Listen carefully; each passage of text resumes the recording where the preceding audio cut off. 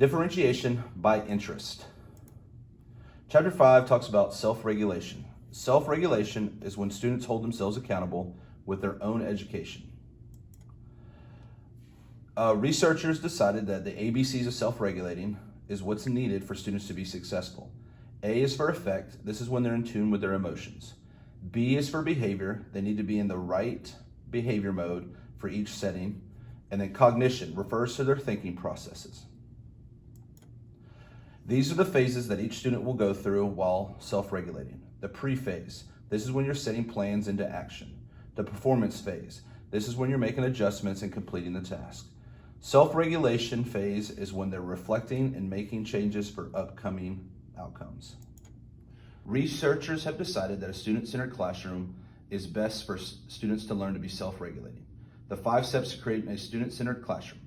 1, establish a community of scholars. 2, build students' empathy and wisdom. 3, develop a supportive classroom environment. 4, develop students' metacognitive skills. 5, develop persistence, patience, and perseverance. For an example of student interest and a student-centered classroom, we go to Jim. Talking to students to find out their interests is a great way to build relationships with them that helps establish a better classroom environment and can help motivate students to work harder.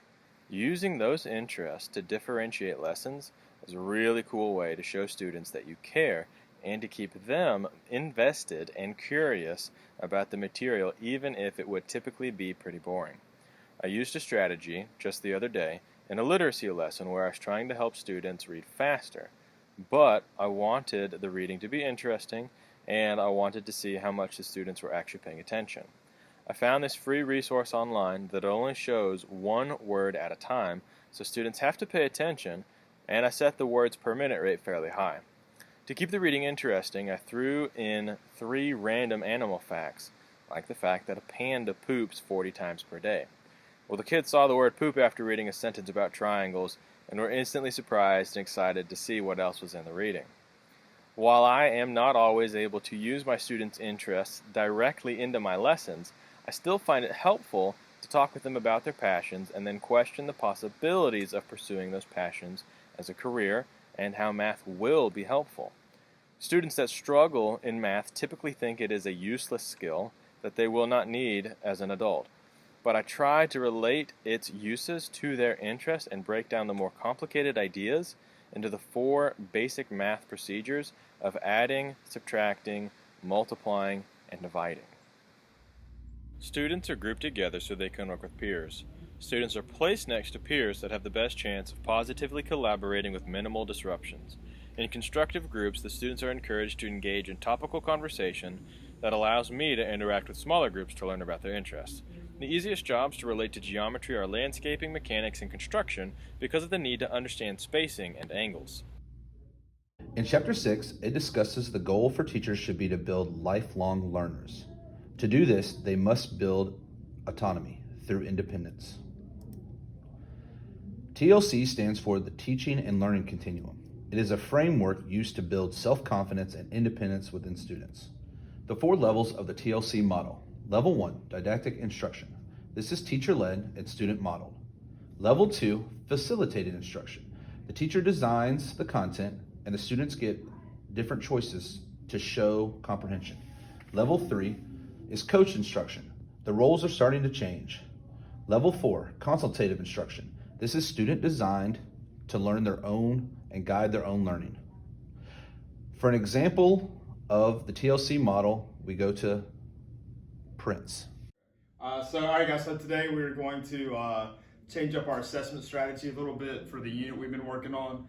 Instead of taking the test that we normally do, we're going to do a tic-tac-toe activity, which actually gives you some choice in how you show me that you have mastered all this content that we have been covering over the last 2 weeks. So the way it works is on this chart, got different assignments for different learning preferences. You get to pick what you want to do. You just got to connect 3 boxes in a row twice. So you're going to do a total of 5 activities that make a diagonal, vertical, or horizontal line. When you look at the chart, you'll see for the more organized students, you can create charts and lists that compare and contrast the different things that we've talked about. If you prefer to write, you can write a biography for 6 of the 11 people that we've talked about in this unit. You can do some comparing and contrasting, writing an essay comparing different empires that we have talked about. And for the more artistic groups, there's some illustration depicting social hierarchy, recruitment posters for the Crusades, one from the European side, one from the Islamic side. So you really got a lot of choice here to show me that you've mastered the stuff that we've covered up to this point in the unit. So take this freedom, you, do good work, and I look forward to seeing what you do. For our activity for the class, we're given an example of student choice, lunch menu activity. With your group, please discuss one appetizer activity.